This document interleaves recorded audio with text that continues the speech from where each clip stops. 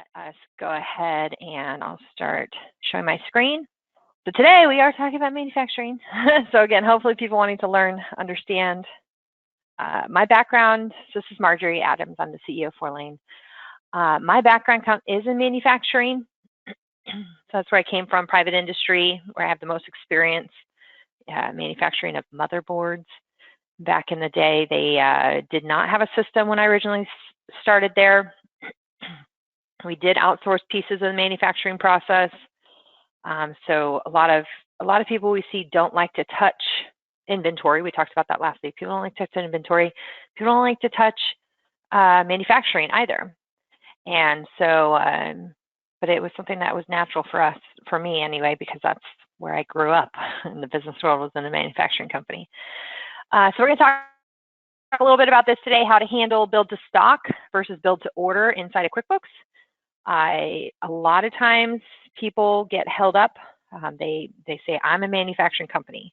And we clarify this a lot of times with our clients to say, what does that mean, right? Does that mean that, do you buy the components? That's one of the questions we ask. Are you responsible for the purchasing and maintaining stock of components?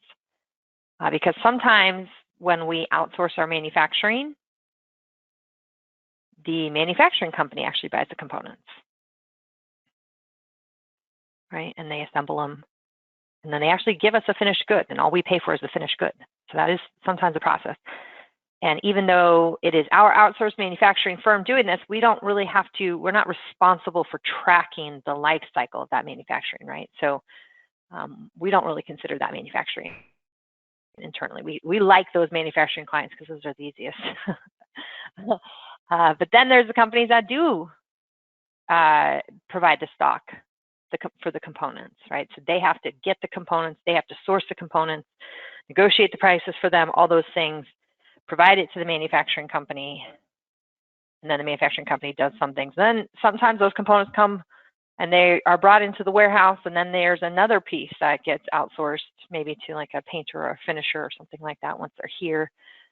So, or maybe internally we do the finished good, but then we assemble it, or we put it into the packaging here in our warehouse.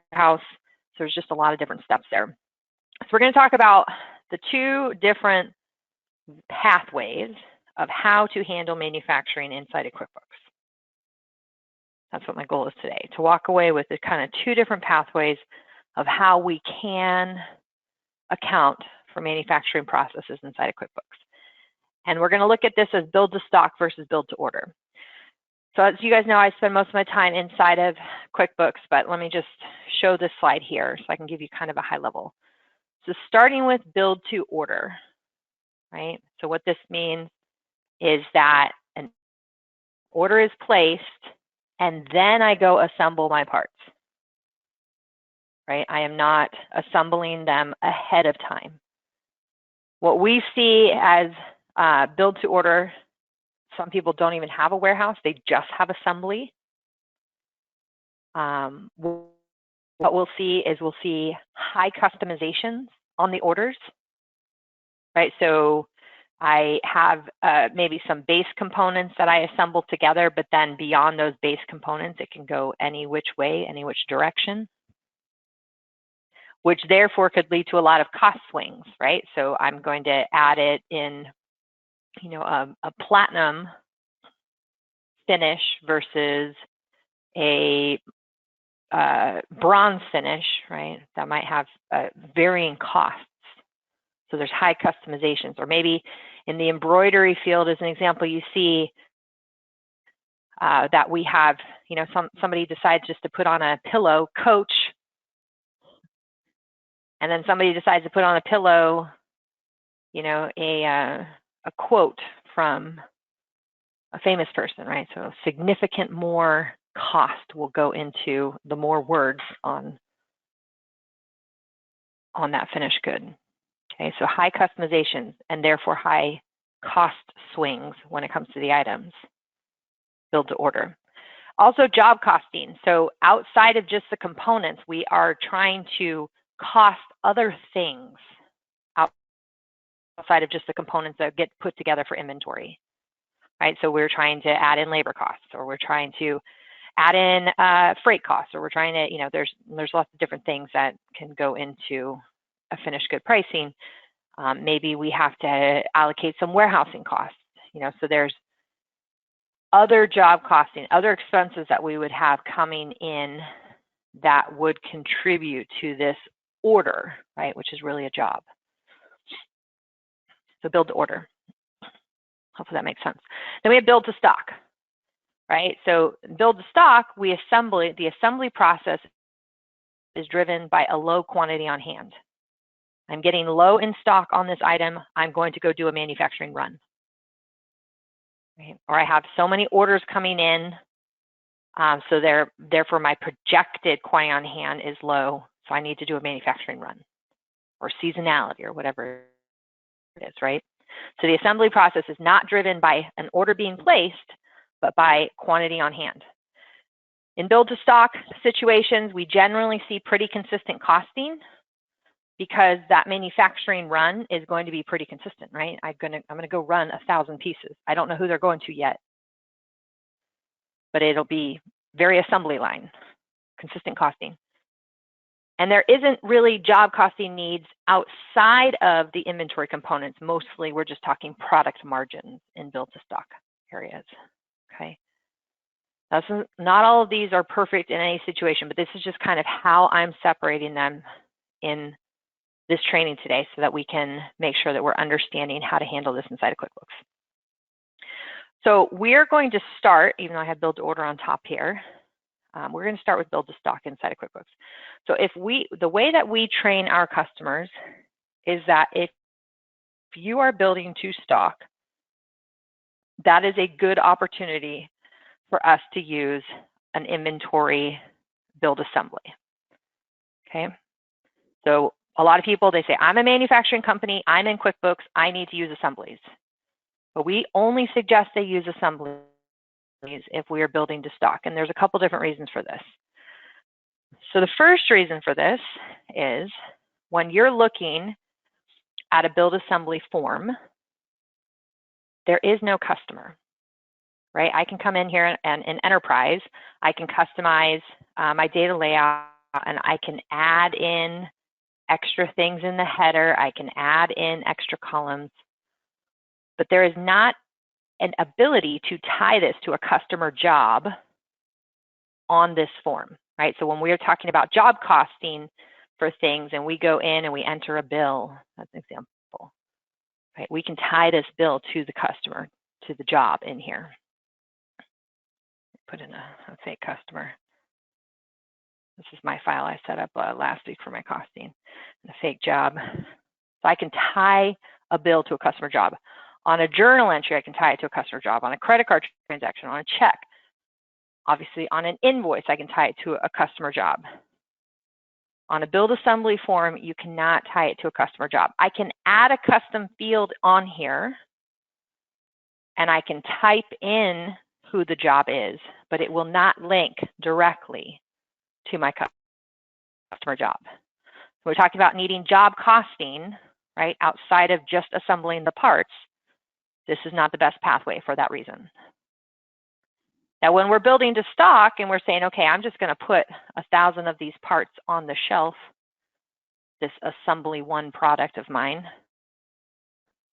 I don't know which customers they're going to, so that doesn't matter that I don't have the customer on here, right? When the cost will hit the customer is at the point of sale, just like with anything inventory inside of QuickBooks. It'll hit at the point of sale, at the point of consumption on the invoice. Okay, so no real job costing needs. That's why I say build to stock. The other thing that we talk about in build to stock is it's driven, right, based on quantity on hand being low. So when we go into our inventory stock status by item report, and we can customize this report to filter for items that are only assembly items, which I only have one in here. And I can save this, memorize this, add it to my icon bar so I can see like what are the ones that I'm supposed to be building. I have a reorder point. which is my build point of 10. Once I get to 10, or when I'm doing my builds, I want to go up to 50. That's my max. I have none on hand right now, none on sales orders, none on assemblies. So I need reorder quantity. It fits like this. It's called reorder quantity, not build quantity on this report because it fits.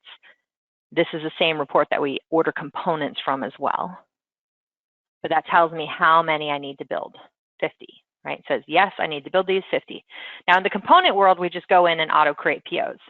We don't have an auto create builds in here. Okay, so we would have to go in and create our build assembly. So if I come in here, I say, okay, here's my assembly. I want to create 50 of them. Now it tells me I don't have enough components on hand to be able to create all 50. It tells me down here I have enough components on hand to create 2, right? So I'm just going to go ahead and make this pending for now, and then I can progress forward. So in the manufacturing world, what drove me to create this in the build to stock is my stock status by item telling me I need to build more of this product. Right? It's not an order per se, not one singular order per se that is driving. It could have been somebody came in and ordered 200 of these and it brought my quantity low, but it's not necessarily driven based on order, based on stock. Okay. The other thing to consider when it's build to stock is how often we are customizing the build. So inside of Enterprise, you can modify the build on the fly, right? So this is my standard. Right, for assembly 1, when I go into my items list and I go down to my assembly 1 part, this is my standard BOM, bill of materials. Okay. When I go in to actually create the build assembly, the ones that we recommend be assemblies are the ones that are going to be fairly consistent. Right? We're not making modifications a lot on this build, meaning, swapping out items like, oh, I'm going to use this item this time instead of that other item. We're not changing quantities. I'm going to use 30 this time instead of 3. And the reason for that, to not use this when you're doing those high modifications, is because QuickBooks does average costing or FIFO costing valuation, right? So if I had to do a manufacturing run where I needed to use 30 of this component on just this manufacturing run, it's going to skew my costs for every other manufacturing run that I do of this component. Or if we're in FIFO, then I have to be really tight on my timing of I'm going to build this part and I'm going to sell this part to that customer today, right? Like in that order, and nothing else is going to get in the mix where it could have, the system will think that I sold some of this particular assembly to somebody else. So it's near impossible to do, right? Not something that we want to track. So if there's going to be a lot of flexibility in the item and what components are used and a lot of swings in the cost, then the 2 options you have is build to order, right, which is what we'll talk about here in a second, or setting up additional assembly items, like they each get their unique item. So this would be assembly 1, Rev 20 or something like that. And then that way, anytime I need to build assembly 1, Rev 20, it will have the 30 components of this part instead of just the 3. That won't make it so that that average cost really skews costing for us. Are there any questions on that? We talked about build to stock, right? So these would be actually using the build assembly form. Process is driven by low quantity on hand, pretty consistent on the costing or component usage. No real outside job costing needs because we can't put a job on this transaction type.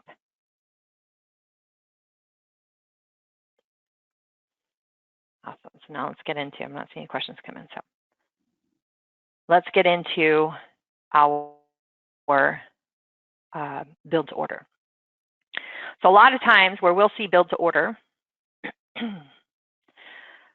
we see this, actually a lot of times we'll see a combination of both, right? So let's say in the embroidery situation where we make pillows.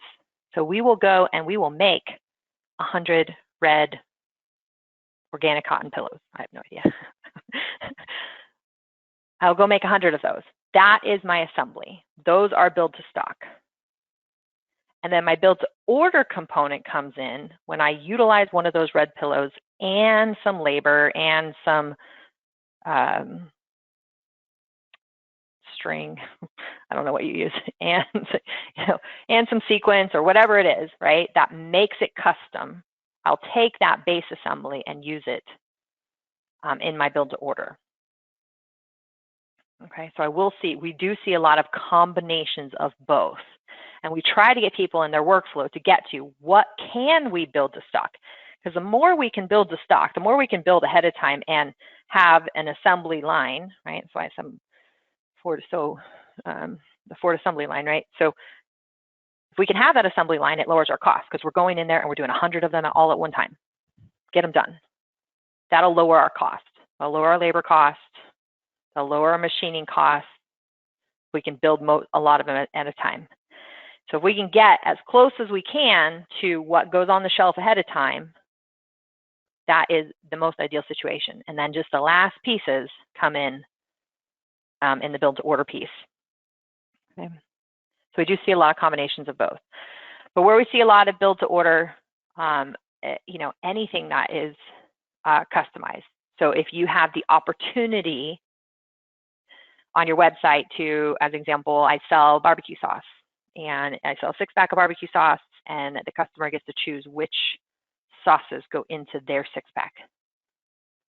Or I sell a food subscription and on the food subscription, I get to choose, right, which meals go into my food subscription this week.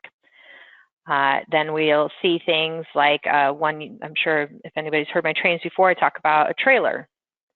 I make food trucks, right? I manufacture food trucks for people so we can get a food truck to a certain point and then all those customizations that you need to make it yours, that's build to order.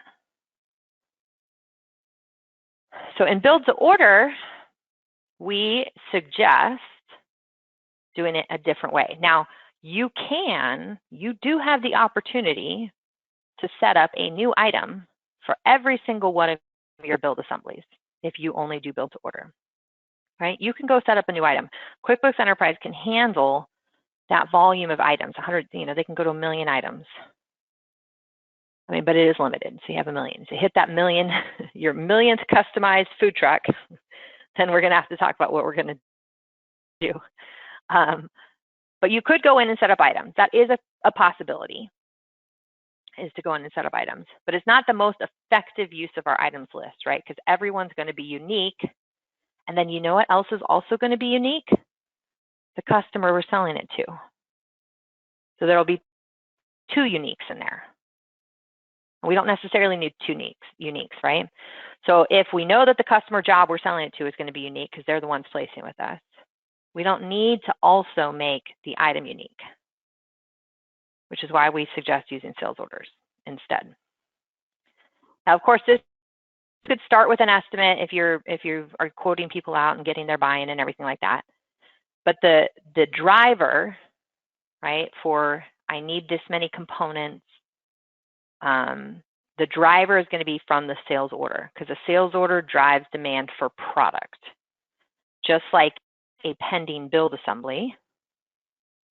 Did I not save that? Oh, anyway.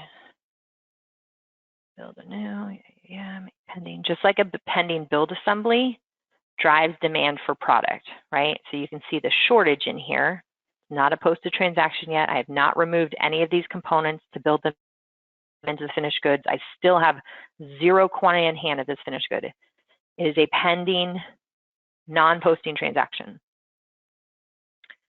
On the sales order, why we suggest using a sales order is, first and foremost, we have our customer job field. So any costing related to this, anything outside of what would be built into components going into a finished good, right? So again, extra bills that we get from our vendors, extra manufacturing costs we get, extra if we outsource the embroidery, whatever it is, right? We wouldn't be able to associate it with that customer job as easily if we didn't do it on a sales order. So we have that customer job field, that outside job costing.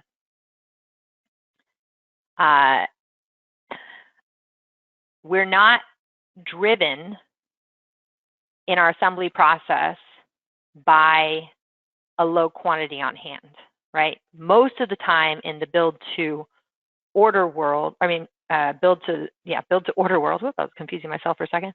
Build to order world, you will see that the orders, right, the sales orders are what is driving us to reorder components, right? Or projected for what we need to reorder components. So it's going to be orders driving us, not quantity on hand necessarily driving us, that we need to go fulfill this order, okay? So on the orders themselves, instead of using the finished good assembly item, what we would want to do is we would want to add the components. And there's a couple different ways to do that.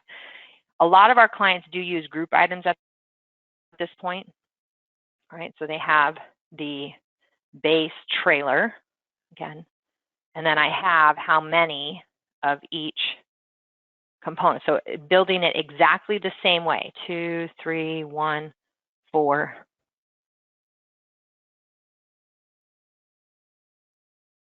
So the exact same way, I would be adding it to this sales order. All my pop-ups, sorry. Yeah. Okay. I would be adding it to the sales order. So the exact same components would be showing as needed to be consumed. It's just showing them at the component level on this sales order instead of the finished good level. Now I can still just show the customer the base trailer. They don't have to see all these details, right? But it allows me to add it at the component level. And this allows me flexibility for customization, because if I needed on this transaction to change it to 30, it is building the cost not into any individual item, right? The cost swing. The cost swing is going to the customer job. So we wait until the order comes in. That's what's going to drive us to go in and assemble, right? And on a sales order, we can create at the line level or at the header level statuses, right? Well, I can put in a pending status in here. I can put in a, on shop floor status because it's out. I can put in a, is it out to be polished? Is it out to be seasoned if it's food? Is it, you can put in the different statuses on the sales order, just like you could do on the build assembly to know where in the manufacturing process this is.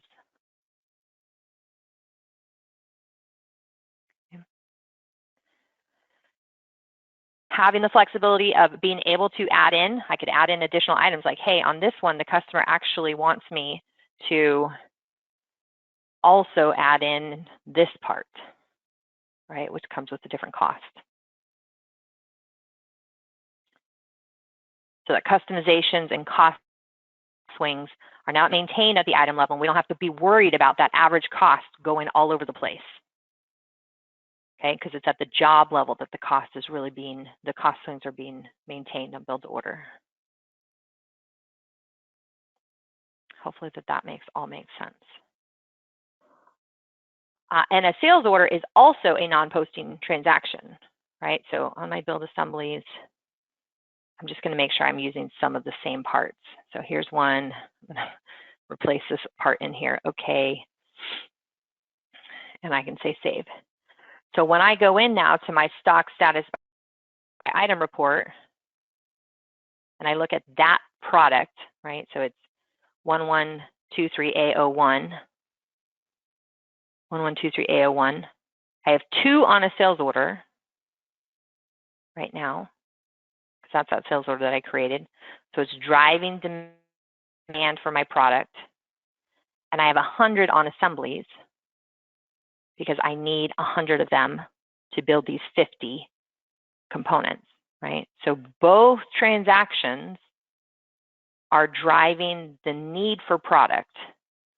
I know it's a positive and a negative, and it's kind of confusing that they do that. It should be 100 on hand, minus 2 on a sales order, minus 2 on an assembly, equals minus 2 available. But that's what it's doing. They both are driving demand for product, demand for usage, and can trigger me to the need to reorder as well, right? So they both have the same output. It's just, why would we use an assembly, right? Versus when would we use an assembly versus when we use a sales order. So hopefully that makes sense to everybody. Does anybody have any questions on this?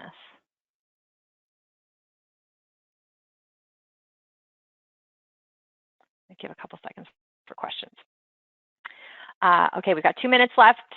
So again, I'm here for questions if anybody has any. Just so you guys are aware, next week, one of the things we are still going to be talking a little bit about manufacturing next week. Next week, we are going to talk about building stated costs into the manufacturing process. So this will be, when I say manufacturing, right, I actually mean build assemblies. So this will be building stated costs into your assemblies. So things like, I want to build in $10 of labor for every one finished good. Things like, I want to build in $15 in machining costs for every finished good, or whatever it is, okay? So building stated costs into manufacturing, we'll talk about that next week. Landed costs coming up, multiple vendor price lists. You guys can see the list here. If you guys have any suggestions on things that you want to learn, please definitely let us know. Put it in the notes, and I will make sure to make that happen. As a reminder, Fourlane, we are always data-driven. We are trying to get you data to make decisions in your business. We're not a CPA firm. You're not an IT firm. We partner well with both of those types of firms. We are heavily focused on getting you data, right? Reports, customization, automation, making your software work for you. That's all I got today. So if I don't have any questions, I'm going to hang out for a couple more minutes. If you guys don't have any questions for me, then I hope everybody has a great rest of your Wednesday, and we will see you next week.